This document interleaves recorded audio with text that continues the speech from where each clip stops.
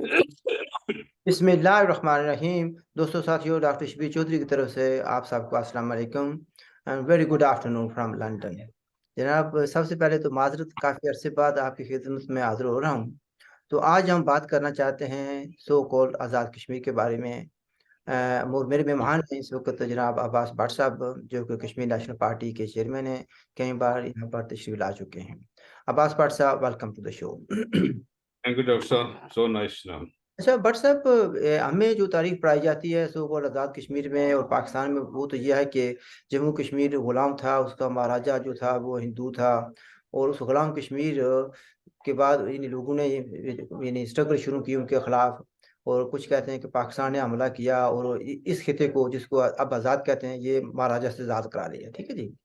और फिर ये कहा जाता है कि लेकिन ये जिस कश्मीर को, जम्मू कश्मीर को गुलाम कहा जाता है, उसका जो हुक्मरान था महाराजा हरि सिंह, जब उस वक़्त के पड़ोसी मुल्क यानी यूनाइटेड इंडिया के बड़े सियासतदान नेहरू साहब, जो पंडित नेहरू साहब, जब वो आते हैं महाराजा की मर्ज़ी के खिलाफ दाखिल होने की कोशिश करते हैं, तो महाराजा, जिसको गुलाम कहा जाता है या पता नहीं क्या-क्या कहा जाता है, तो उसने नेहरू को इतनी हिम्मत थी कि उसने नेहरू को गिरफ्तार कर लिया।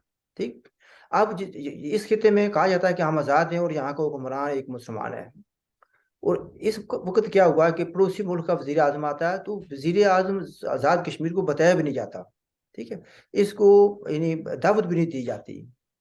और ये तो हम कहते हैं कि हम आज़ाद हैं। तो अब जो इसके बाद जो कुछ हुआ है, वो आप जानते हैं, मैं भी जानता हूँ, लेकिन नाज़रीन को बताना ज़रूरी है। मैं आपसे सवाल ये करना चाहता हूँ कि जब वो बता कर नहीं आया, तो इससे साबित हो जाता है कि हमारी आज़ादी क्या है। इससे पहले जो वज़ीर आज़म थे इमरान खान, वो भी जब मर्ज़ी होती थी यहाँ पर आ जाते थे। और जो उनके गंडापुर जो थे वज़ीर थे, वो भी आप जानते हैं कि किस तरीके से बिहेव करते थे, फायरिंग भी यहाँ पर की थी उन्होंने किस तरीके से। तो मतलब ये कहने का पहला सवाल तो ये है कि सिखाने की हमारी ज़ादी क्या है?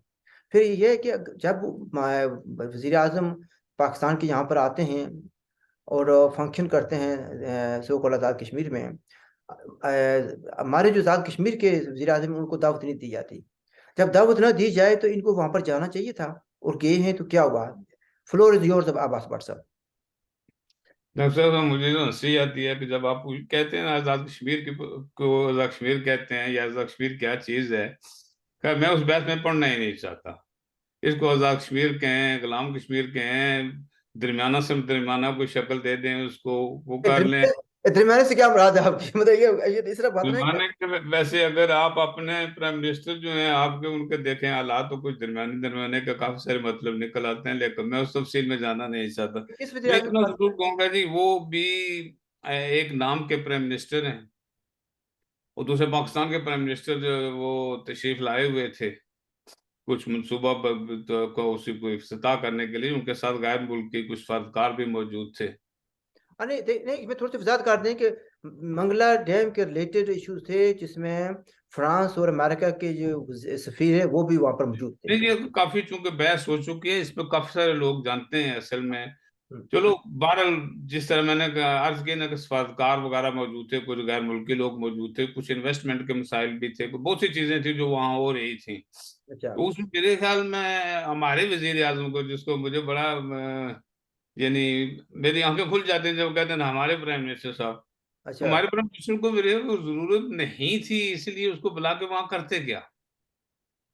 क्योंकि उनके जो काम मैंने देखे हैं ना, तो मुझे एक चीज याद आ जाए कि अकल जो है वो पैसों से नहीं खरीदी जा सकती। ये बिकती नहीं है कहीं पे। मुझे बड़ा अफसोस हुआ कि एक आम आदमी भी जो ना बिन बुलाया वो जुमा जंज ने नाल, वो कहते हैं मशहूर है ये जुमा जंज के नाल, भाई आपको बुलाया नहीं किसी ने, अब गए क्यों है वहां पे? अच्छा, नहीं, आप ये तो कहना जो क्या गए चाहते हैं, जो आज हैं? जाकर बैठ क्यों गए हैं, क्या किया आपने? भट्ट साहब, यहाँ इसको ज़रा 1 सेकंड के लिए मुझे इजाज़त दें। आप कहना क्या चाहते हैं कि जो आज़ाद कश्मीर के वज़ीर-ए-आज़म हैं, उनके पास पैसा है, लेकिन अक्ल की कमी है, ये कहना चाहते नहीं, हैं मैं आप? कुछ नहीं कहता सर, मैंने वैसे एक मिसाल दी है कि पैसा।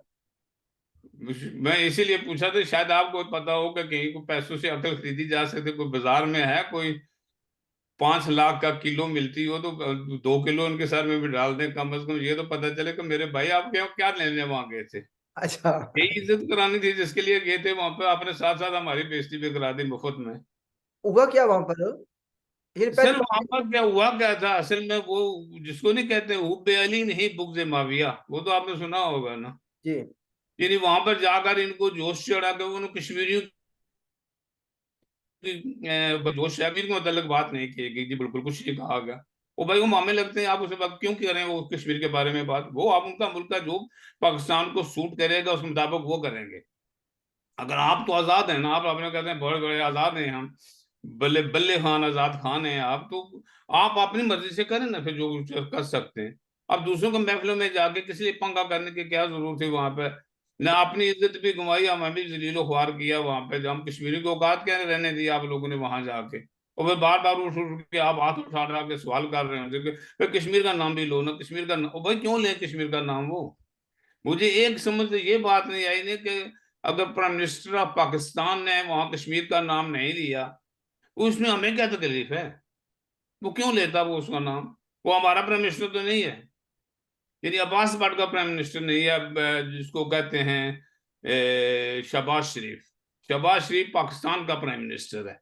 तो वो जाने वो जाने। हाँ, अगर हमारे प्राइम मिनिस्टर तनवीर साहब में ये समझते हैं कि जो पाकिस्तान का प्राइम मिनिस्टर है वो ज्यादा सीनियर होता है बाकी किसी दूसरे प्राइम मिनिस्टर से, तो फिर वो जाके गिले करें शिकवे करें, लेकिन वो अपने घर पर जाकर करें ना, ऐसे तो ना करें। लेकिन पहली बात है यहाँ भट्ट साहब, मसला सिर्फ ये पहली था बात कि है भाई भट्ट साहब किसी ये न कि किसी तरीके, एक एक लफ्ज सिर में, यहाँ से मसला ये था कि किसी न किसी तरीके से, क्योंकि एक पीटीआई का है जो हमारा प्राइम मिनिस्टर है, वो दूसरा जो है वो नून लीग का है जो पाकिस्तान का प्राइम मिनिस्टर है, तो लिहाजा वो मुकाबलेबाजी करने के सिलसिले में उन्होंने अपनी बेइज्जती कराई और ज़लील ख्वार होकर वो वापस आए।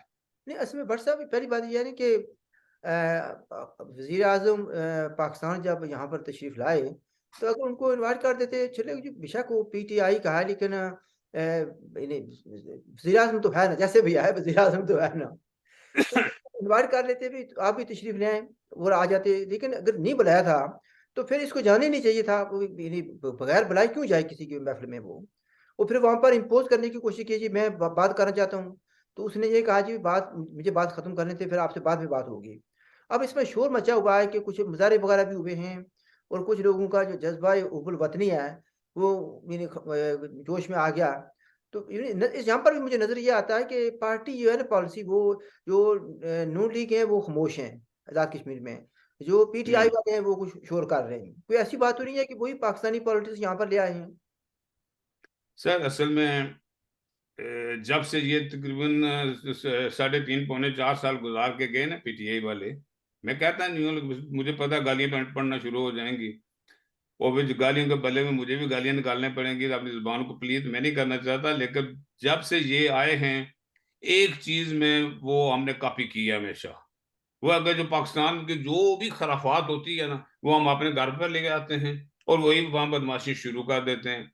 यानी ये देखो, जो जब वो गुंडापुर जिसका आपने शुरू में ही नाम लिया है, वो गुंडापुर भाई आजकल गायब है, वैसे अल्लाह ताला उन्हें जन्नत नसीब करे, पता नहीं कहाँ गायब हुए हुए हैं बिल्कुल। तो नहीं, वो बंदूकें ले लेके, बड़ी बदमाशियां ले लेके, सूटे लगा लगा के जनाब, वो वही गुंडापुर है जनाब जो ये इनके पहलू में सोए हुए थे, उनके सर लाकर सिगरेट पी रहा था जब हमारे प्राइम मिनिस्टर है। उस वक्त इन्हें प्रोटोकॉल अपना का ख्याल नहीं आया, हुँ, हुँ। आज प्रोटोकॉल का ख्याल क्यों आ गया। वहां तो बिन बुलाए गए हुए थे ना यहाँ पर, लेकिन वहां तो आप खुद बैठे हुए थे उनके गोद में सर रख कर, वो आपके बैठा हुआ था, जब बड़ा बदमाश क्यों होता है वो बैठा होता है। तो उस वक्त आपको कहाँ थी इज्जत, जो आज आपकी इज्जत का रोना रो रहे हैं। नहीं, तो बट फिर साहब, पाकिस्तान की सर मर्जी है, वेरी सिंपल। जब हम कहते हैं कि वतन हमारा एक आजाद वतन होगा, तो ये जो है इस वक्त वो गुलाम है, हम किसी के गुलाम हैं, तो फिर आका से क्या तवक्को रखते हैं आप, कि आका आपके लिए कुर्सियां बिछाए आके, अच्छा भट्ट साहब, आगे आपको बिरयानी खिलाए आपको आका आपका। देखिए भट्ट साहब, एक बात मुझे देखिए ना फिर ये कहनी पड़ती है अभी, अपने आप को इस काबिल बनाए ना कि कोई आपकी इज़्ज़त करे। देखिए ना, अगर आपने गुलामी सीखी है और गुलामी सिखा रहे हैं दूसरों को भी, तो फिर आपकी कौन इज़्ज़त करेगा? फिर उसके यहाँ अलावा डॉक्टर साहब वहां कोई सेंस नहीं बनता, मैं कहता बेवकूफ से बेवकूफ आदमी भी होता ना, तो वो कम अज कम ये हरकतें नहीं करता जो तनवीर इलियास साहब ने वहां पर जो हरकत की है। भाई वो नहीं कहते थे आप बैल मुझे मार खाम खा का, भाई क्या क्या आपको जरूरत क्या थी वहां जाने की, अगर चले गए थे तो कम को होशी से बैठे रहते। ये बार बार उछल उछल उछल, ये तो इमरान खान के जो नजरों में आपकी औकात है वो बिल्कुल पता है, जो ही आपकी एटीएम मशीन बंद होगी ना, आपकी औकात भी खत्म हो जाएगी, आप इस परेशानी में ना रहें। इसलिए ये मत सोचे कि आपको किसी काबिलियत की बिना पर प्राइम मिनिस्टर बनाया गया।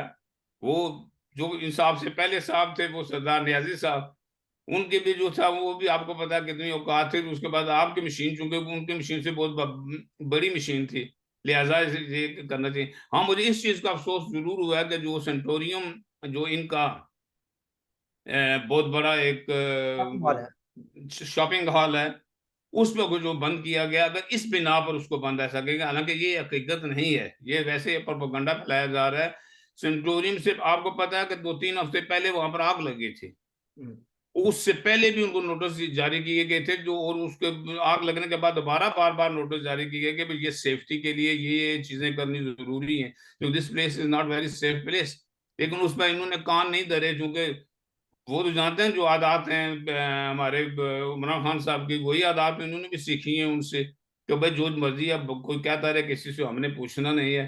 तो उन्होंने वो नहीं किया। हाँ, टाइमिंग गलत हो गई। अगर कम अज कम हुकूमत पाकिस्तान जो थी सुन्नी लीग वाली, अगर उनको कुछ थोड़ी सी अकल इस्तेमाल करते, तो आज नहीं तो 2 दिन के बाद बंद कर देते, 3 दिन के बाद बंद कर दे, या एक दिन पहले कि उनको इसका नोटिस जारी करके कर दिया जा सकता था। तो ये गलत चीज को लोग गलत चीजों की तरफ लगा रहे हैं। और बल्कि ये जो इसका नोटिस था, ये पहले का आया हुआ था। तनवीर इलियास साहब जानते थे कि उनको नोटिस आया हुआ है, उन्होंने जानबूझ के वहां जाके पंगा किया, ताकि लोगों को ये बताएं कि देखो जी मेरे साथ बड़ा जुल्म हो गया, मेरे साथ। हालांकि इनके साथ क्या जुल्म होना था? संतोनी में अगर बंद भी हो जाता है तो इनके साथ कितना बड़ा जुल्म तो हो रहा है उन लोगों के साथ जो लोग वहां पर रैश पजीर हैं। जिन लोगों की वहां पर दुकानें हैं वो बंद कर दी गई हैं, तो दुकानों का मसला तो बन गया ना। अब तो माशाल्लाह वो दोबारा उन्होंने खोल दी है, वो उसको रिमूव कर दिया गया दोबारा नोटिस दे के। तो अच्छा ये बस, अभी नहीं, वैसे मैंने जो बातें देखी है ना भाई, जब लास्ट टाइम हुआ था तो उस वक्त तो पीटीआई के लोग थे, उन्होंने बड़ी बड़ी यानी गाली गलौज की थी और बड़े गलत लफ्ज इस्तेमाल किए थे फारूक कादर के खिलाफ, उसको जो वजीर आज़म थे। और इस बार जो है ना पीटीआई वाले खामोश हैं पाकिस्तान में। लेकिन वो रोल जो है ना इस वक्त नून लीग वाले ले रहे हैं, अता तारड़ साहब जो है वो भी बड़ी उन्होंने जुबान इस्तेमाल की है। तो ये अच्छा रोल सर, बदल। ये देखे ना, जो तनवीर इलियास ने जुबान इस्तेमाल किया प्रेस कॉन्फ्रेंस में, हम्म, क्या वो कोई इस ओहदे पर जो इंसान बैठा हो, क्या उसको ये जुबान इस्तेमाल करनी चाहिए? मसलन नाजरीन की वजाहत के लिए बता दें क्या मसलन कौन सी चीज़ उन्होंने इंतहाई गंदी सर जी, कम अज कम मैं ये मैं उम्र के उस हिस्से में हूँ कि कम अज कम ये इतनी गंदी जुबान मैं इस्तेमाल नहीं कर ये सकता। रहने दें, ये सुनने वाले जी क्योंकि इतनी खातन भी गंदी होती हैं। जुबान अगर आप लोगों इस्तेमाल कर रहे हैं तो उसका क्या मकसद है? तो आप क्या एक्सपेक्ट करते हैं? जब आप गंदी अल्फाज इस्तेमाल करेंगे तो आप पत्थर मारेंगे, तो आप फूल मारेगा दूसरी तरफ से आपको फिर। तो जाहिर है उन्होंने फिर उसका जवाब ईंट का जवाब पत्थर से दिया उन्होंने, तारुक वगैरह आता वगैरह ने। असल में फिर वही बात आई थी जो पहले आप भी कहते हैं, मैं भी कहता आया हूँ काफ़ी अरसे से, और हमेशा लोगों ने, बहुत से लोगों ने गालियाँ भी दी हैं। पर मसला ये होता है कि जब आप बंदूक चलाएंगे तो आगे से आपको कोई फूल नहीं देगा, बंदूक का जवाब बंदूक से मिलेगा, ये सीधी सी बात है। ठीक है, बिल्कुल। और गालियाँ देंगे तो गालियाँ वापस मिलेंगी आपको। हाँ, अगर कोई कमजोर आगे सामने बैठा हो तो वो आंसू से बंदूक का जवाब आंसू से देगा, इससे ज्यादा, क्योंकि उसकी हिम्मत नहीं होगी। हाँ, तो जिसके पास ज्यादा बंदूकें होंगी, ज्यादा ताकतवर बंदूकें होंगी, वो जीत जाएगा। उतना बड़ा बदमाश होगा। बस यही बात है। तो अच्छा फिर यानी ये जो आप कह रहे हैं ना कि जो कि इस्लामाबाद में हुआ या हो रहा है, जो आग लगी थी पहले, तो उसमें सुना है कि वे, अब क्योंकि ये टॉपिक नहीं था लेकिन बात आ गई है, तो वो कहते हैं कि वहाँ पर कुछ कागजात थे बड़े इंपॉर्टेंट जो जलाए गए थे, जिसकी वजह से आग लग गई थी। और फिर कल मैंने एक प्रोग्राम सुना है, पाकिस्तानी एक लाहौर का एक आदमी है, उसका प्रोग्राम मैंने सुना है, नाम ना लूँ तो बेहतर है। उसने तो पूरी उसने स्टोरी सुनाई है भी, ये पैसा इसने कैसे कमाया, अमेरिकन कैसे कैसे इसमें साथ थे, किस तरीके से इन्होंने उनको मैन पावर प्रोवाइड की इराक में और दूसरी जगहों पर वगैरह वगैरह। तो इन दूसरे लफ्ज़ों में नजर आता है कि बहुत ज़्यादा प्रोपेगेंडा उन्होंने, सच्ची बात भी हो सकती है, जो मैं, मेरी कोई एक्सपर्टीज नहीं है तनवीर रियाज पर, लेकिन ये सुना है कि अमीर है, लेकिन वो कहते हैं कि इतनी जल्दी अमीर कैसे बन गया, तो फिर वो बैकग्राउंड दे रहे थे। तो दूसरे लफ्ज़ों में तेरा बहुत से ऐसे यानी पोशीदा हैं, कुछ चीज़ें हैं, उनके बाहर आने का खतरा है, या शायद हो सकता है इसी पर वो ये। उससे पहले सर सर, लेकिन एक चीज सिंपल है डॉक्टर साहब, वो ये है कि कोई भी चीज अचीव करने के लिए एक प्रोसेस होता है।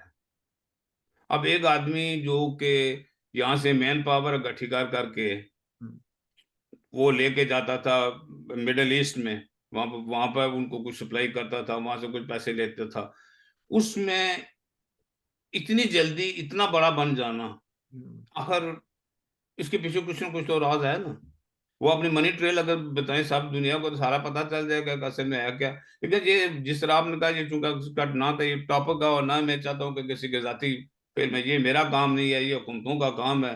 वो जाने, उनको पता होना चाहिए कि कहाँ मनी से ट्रेल पैसा आया, बस कैसे इतना बड़ा बस बनाया जी। सीधी सी बात है, मनी ट्रेल तो ये मांगते हैं नवाज शरीफ से कि तेरे बाप ने जगह कहाँ से खरीदी थी ये।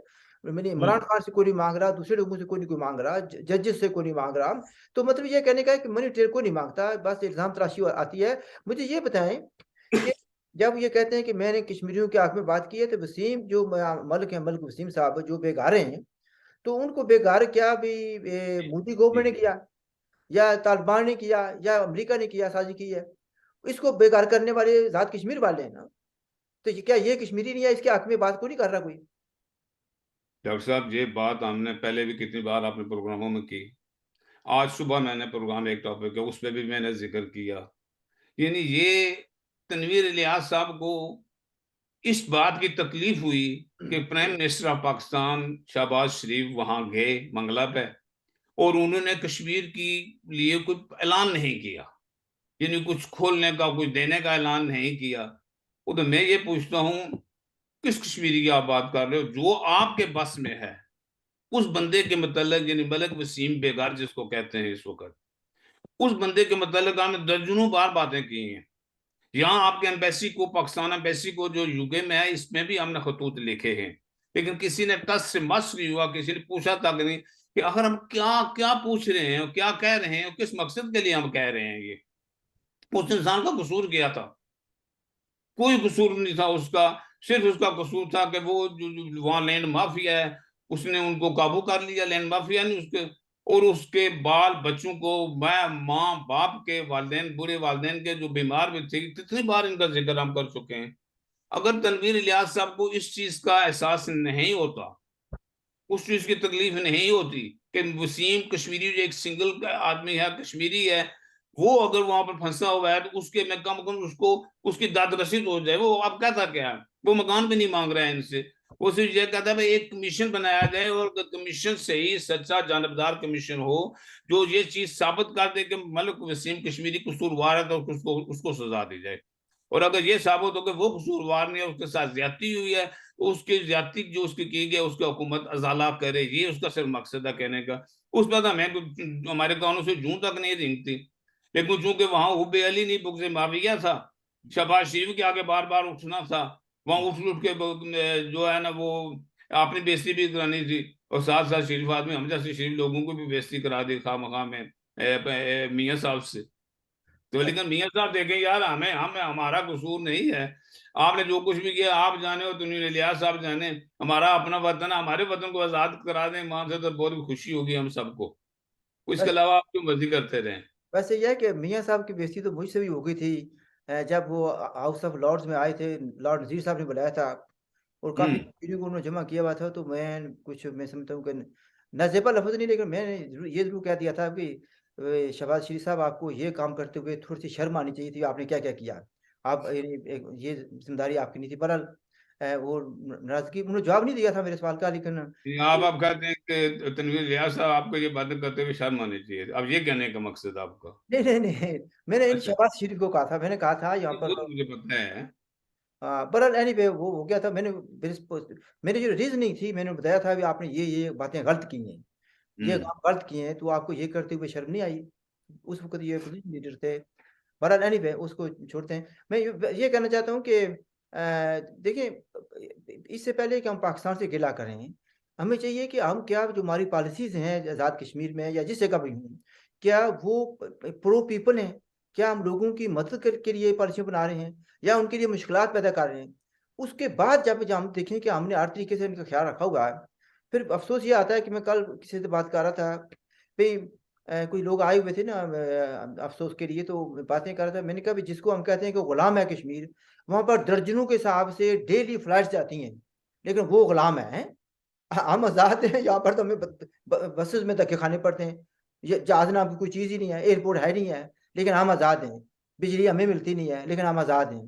तो मतलब ये कहने का है कि हम आप ऐसी पॉलिसियाँ बना रहे हैं जो जिन लोगों का हम पर कब्ज़ा है, उनके खुशामद में लगे रहते हैं। जितने पैसा ये दे रहे हैं इमरान खान को या पीटीआई के लिए खर्च कर रहे हैं, वो पैसा आजाद कश्मीर पे खर्च करें तो लोगों की सहूलत के लिए क्या कुछ नहीं कर सकते? तो फिर गिला क्या सर, कर? लोगों की सहूलियत के कहते हैं, जितने पैसे इनके पास और जितने ये खर्चा दे रहे हैं इस वक्त डेली बेसिस पे, अगर वही पैसा खर्चे तो वहां से जन्नत भी खरीद सकते हैं, इन्हें जन्नत भी मिल सकती है। जो गरीब गुरबा मिस्कीन पूरे आजाद कश्मीर में मौजूद है वहां पे, फिर उनकी खिदमत करें, किसी को पानी के नलके लगवा के दे दें, किसी की सड़क ठीक करा के दे दें। बजट भी आपके पास है, लेकिन आपका अपना जाती बजट माशाल्लाह करोड़ों अरबों में है। तो बजाय इसके वो आप एक आई खान पर बेचारा खर्चा कर कर करके क्या मिलेगा आपको? प्राइम मिनिस्टर जो आपने बनना था वो तो नाम लग गया, इंशाल्लाह आप सबका बाकी जिंदगी सबका में चलती रहेगी, कोई फर्क नहीं पड़ेगा इसमें। तो लिहाजा नेक काम करें तनवीर इलियास साहब, हम आपके हमदर्द हैं, हम आपके दुश्मन नहीं है। मैं हमदर्दी में ये कह रहा हूँ क्योंकि मुझे तकलीफ हुई है जब आपकी बेइज्जती है वहां पर आपको जवाब नहीं किसी ने, मुझे मैंने अपने हद तक महसूस की कि यार ये कि हमारे एक प्राइम मिनिस्टर के साथ ज्यादती हुई। लेकिन जब प्राइम मिनिस्टर साहब खुद ही आप ज्यादती करेंगे, नहीं आप बैल मुझे मार, तो फिर इसके अलावा हम क्या कर सकते हैं? नहीं, लेकिन वैसे मैंने ये एक बात नोट की है कि जो सो कॉल्ड आज़ाद कश्मीर के लोग हैं, जो नेशनलिस्ट हैं या ट्रू जो लोग ये समझते हैं कि हमें आज़ादी चाहिए और हम यहाँ पर आज़ाद नहीं हैं।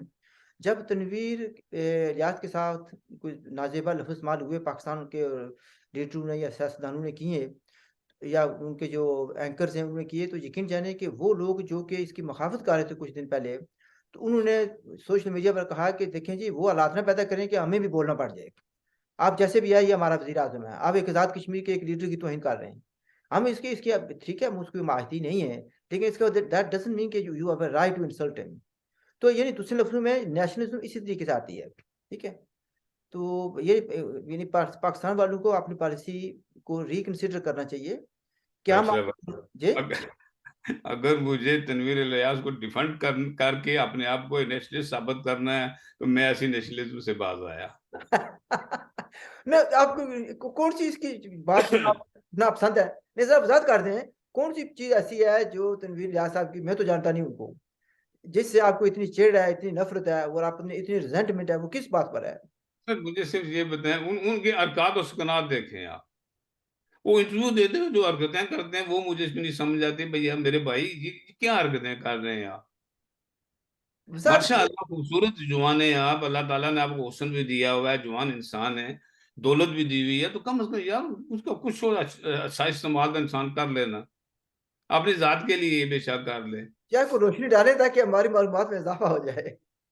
सर बात चीजें ऐसी होती हैं ना, उन पर रोशनी ना ही डाली जाए तो मेरे ख्याल ज्यादा मौजूद होती है। अच्छा, कुछ काम जो है ना अंधेरे में होते हैं, जो अंधेरे में रहें तो अच्छी बात है, आप ये कहते हैं। चलें, लीव इट, कोई बात नहीं। अच्छा, टुवर्ड्स द एंड कोई आप बात करना चाहते हैं, ख्वाह वो वसीम साहब के बारे में हो, वो कुछ कर रहे हैं ना? नहीं, क्योंकि मैंने तफसीली बात अभी भी की है, थोड़ी देर पहले भी मैंने तफसीलन बात की है।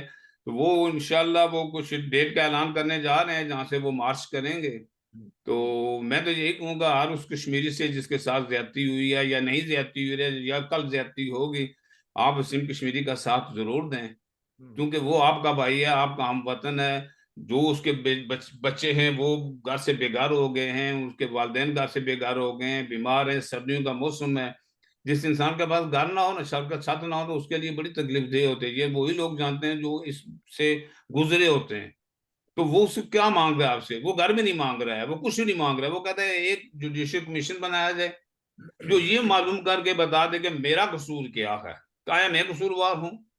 अगर मैं कसूरवार हूं तो मुझे सजा दी जाए। अच्छा, और अगर लैंड माफिया कसूरवार है या डीसी वहां का कसूरवार है या वहां को कोई अमला कसूरवार है, तो उनको सजा देकर मेरा मकान मुझे वापस किया जाए।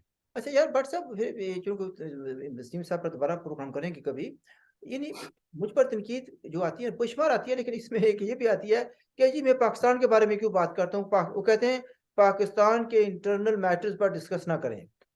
अच्छा, अभी मैंने कहा, अभी पाकिस्तान को ये गॉड गिवन राइट है कि वो हर मसले में हमारे जो है ना, मैं लफ्ज़ गलत नहीं इस्तेमाल करना चाहता, हमारी दखल देता है। हर चीज़ लूट-खसूट रखी हुई है, कंट्रोल कर रहा है, बिजली हमारी लेके जा रहे हैं, पानी हमारा लेके जा रहे हैं, वसाइल हमारे लूट रहे हैं, लेकिन हमें इजाज़त नहीं है कि हम पाकिस्तान के बारे में बात करें। ये क्या बात? पंजाब वालों को है, लाहौर वालों को है, पिंडी वालों को है, बलूचिस्तान वालों को है, सिंध वालों को है, केपीके वालों को है, सब तनकीद कर सकते हैं। हुँ। तो हम क्यों नहीं कर सकते? हमें में क्या किसी को क्या तकलीफ है? मैं तो इतना ही कहूंगा, जो कहना नहीं चाहिए कि जो करना है वो आप कर लें। हम्म। जिस चीज से हम अफेक्ट होंगे हम उस पर तनकीद जरूर करेंगे, लेकिन तहजीब के दायरे में रह के करेंगे, लेकिन तनकीद जरूर करेंगे। किसी भी पाकिस्तानी को ये हक नहीं है को हमें ये कहे कि ये नहीं करो और वो करो। आप जो करना चाहते हैं वो चीजें कर रहे हैं ना। पीटीआई का जो वर्कर उठता है तो वो माँ बहन एक आध देता नून लीग वालों की। हम्म। नून लीग का कोई वर्कर उठता है तो वो पीटीआई वालों के जो है छक्के छुड़ा के रख देता है। वहां आपको तकलीफ नहीं होती, वहां एक दूसरे को नहीं कहते भाई ये गंदी जबान इस्तेमाल ना करो। हम कश्मीरी तो गंदी जबान वैसे भी नहीं इस्तेमाल करते।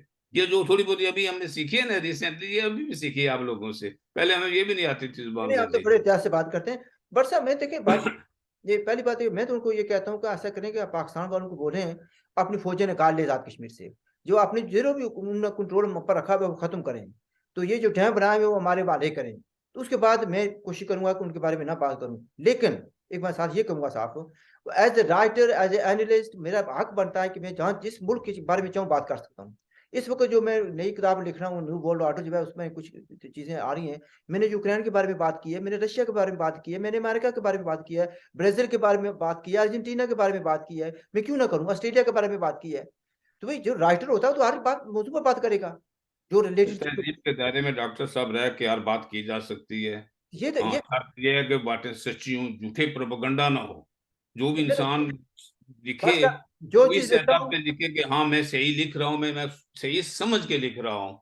तो वो गलत भी हो जाए फिर भी ठीक रहता है, लेकिन ये है कि जानबूझ के गलत गलत बयानी करना ये जरा ज्यादती होती है। व्हाट्सएप में जो बात लिखता हूँ उसके साथ रेफरेंस देता हूँ कि ये बात फलां जगह से आई ली है मैंने, बिल्कुल। फलां फलां अखबार से ली है, फलां बुक किताब से मैंने रेफरेंस है। वैसे मैं बात नहीं करता। एनीवे व्हाट्सएप पे हम इसी पर रहने देते हैं। जिन्होंने तनकीद करनी है वो करते रहेंगे, वो अपना काम करेंगे, हम अपना काम करेंगे। हमारी पर देखिए अकल के दायरे में रहकर जितनी मर्जी तनकीद करें, हमें इतनी अगेन कुव्वत बर्दाश्त लेट नहीं मी है। reiterate, we stand for united and independent Jammu Kashmir with definitely. liberal and democratic society। जिसको भी डेफिनेटली। किसी की तकलीफ होती है तो होती रहे, हम अपना काम जारी रखेंगे। हाँ, तहजीब का दायरा ये ना, उसी में बैठकर बात करेंगे हम। उनकी मेरी बदतमीजी ना हमने कभी की है ना करते हैं। हाँ, ये भी है कि हम ये बहुत अरसा पहले 90s की बात कर रहे हैं, उस वक्त हमने सीख लिया था कि बंदूक मसला का हल नहीं है। एंड उसको आप जिहाद के नाम पर करेंगे तो मजीद प्रॉब्लम क्रिएट करेंगे। बट साहब आप एग्री करते हैं इससे कि जिहाद मसला कश्मीर हाँ, मैं इतना जरूर कहूंगा कि जो बंदूक होती है वो मसले क्रिएट करती है, मसाइल का हल नहीं होती। पास इसकी आपने वो सिंपल इज दैट। वो आपने कह दिया 100 गल्ला थी एक गल नवाब ट्यूबवेल है जी। नवाब नॉट ट्यूबवेल। जतन धन वाप। बात आपने खत्म कर दी नाजरीन, इसी पर खत्म करते हैं। आपने बातचीत सुनी, आपके साथ हम जो बात करते हैं वो हल्के फुल्के अंदाज में करते हैं। और थोड़ी देर पहले ही मुझे ख्याल आया कि बात कर लेते हैं, तो यकीन जाने मैं सही तरह सेट भी नहीं कर सका। तो बट एनीवे आपने आई होप कि एंजॉय किया होगा हमारा जो बातचीत है, जो जो हमारा अंदाज है। और if you have any questions please do ask, and if you have not subscribe the channel please do subscribe it, and we leave it at that. हमारी तरफ से खुदा हाफिज़, look after yourself. Thank you doctor साहब। And